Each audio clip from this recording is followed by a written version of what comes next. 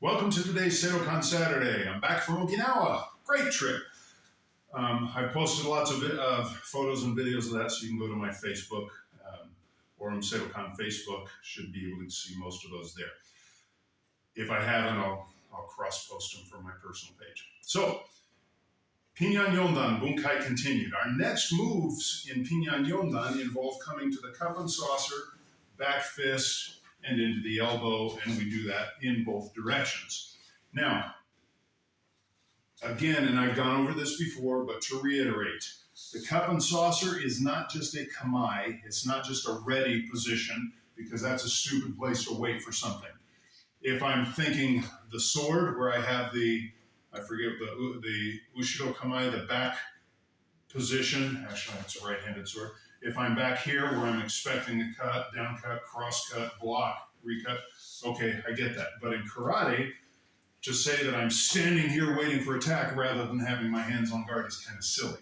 So this should be a useful position, even if it's only to pull me away or pull somebody in, and I've shown variations of that.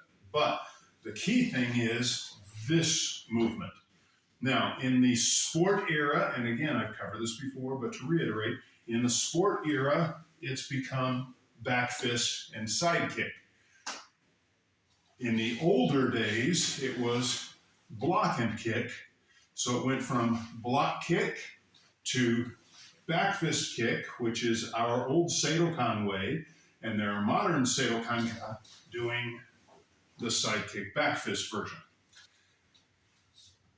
I'm still in the middle one doing the older Seidokan, which is the back fist. Not the older karate, but the mid-old karate, if that makes some sense. But in the spirit of this, rather than the strike, in the spirit of the old, I'm going to use my back fist as a block. And this is going to be my distancer, okay? So we've just gone here, here, 1, 2. Our first direction is to the left. So I'm turning the left side of my body. Let me have Max come over this way. As the attack comes, I'm turning the left side of my body.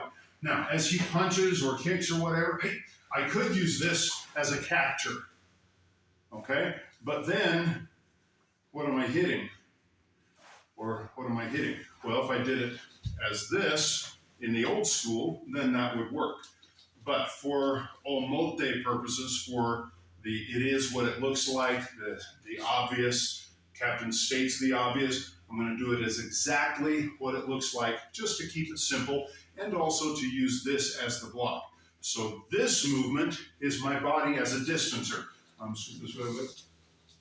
A cat stance allows me to pull my body. Now, in the Japanese and the modern sportive version of the cat stance, it's very upright, okay? But in the older cat stances, the body pulls back. So if Max is kicking me, I can pull my body back, and yet foot-wise, I'm still in close proximity. So if I pretty much just stay right here and he kicks, I'm going to get hit. If I don't move my feet at all, so I'm not changing my distance to him, he's getting closer to me, and I simply cat stance, I've pulled my body away. So there is this inherent hip hinge, chest forward lean to protect the body. As I do that lean, my face goes forward, so my hands must come up, okay? Or pull completely away sideways, which is the one we're going to do. So we're going to take it as a punch this time. As he throws the standard punch, I distance away. Now my back fist becomes a strike to the arm. So I pull away, strike, kick, coming forward over the head, and then the elbow. Okay, now with the elbow, we've talked about, do I grasp my hand to push my fist in and hinge and strike with the elbow here? Do I strike and push on the wrist and turn the elbow forward? Or do I trap his head and pull the last 4 inches of my radius and almost stacked against each other all the way to the point of the elbow smash? In Pinan Yondan, we can come all the way this way, but again, I'm pinning, I'm still striking here. So this can go to the side of the head if I come all the way through, or it can go to the front of the face if I'm keeping it more as a square smash position, okay? So the technique, this bunkai, the way we're doing for the omote, it is what it looks like, obvious. Hey, I'm distancing, striking, coming through, and elbow smashing. Now I'm doing it square forward here.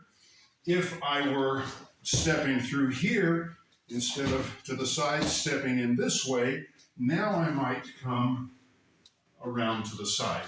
But if I'm over on this side of him, his head is right in the middle here. If his head was off center from me, and I pulled it over here, now I can come around smashing this way. If he's forward, I'm just going to smash straight in that way. Okay? One more time. Hey, distance, kick strike, elbow smash. End of technique. Make sure.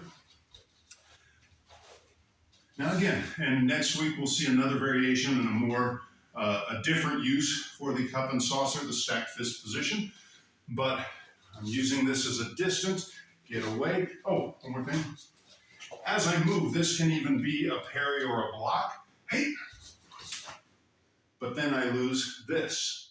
So again, that's why I'm not using any additional. I'm just letting this hang. So if he's throwing more of a straight circular punch, hey! Boom. Right there. All I'm doing is prepping and then the same strike. Okay? So yes, we could add things, but it changes the dynamics. There are ways to use that as we build variations and levels, right? If I've grabbed his fist and his head has come down like I showed before, maybe I'm grabbing his hair and pulling him up. So this becomes hair grab or collar grab, pulling him up. So a lot of possible variations. But for the omote technique, the first bunkai, that's all it is. Distance, smack, finish.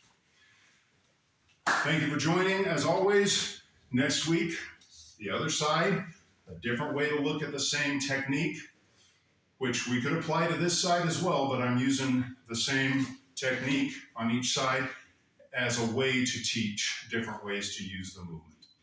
Thank you for joining. Like, share, subscribe. Appreciate everybody. Thanks for the comments and well wishes. And until next week, as always, let's keep practicing.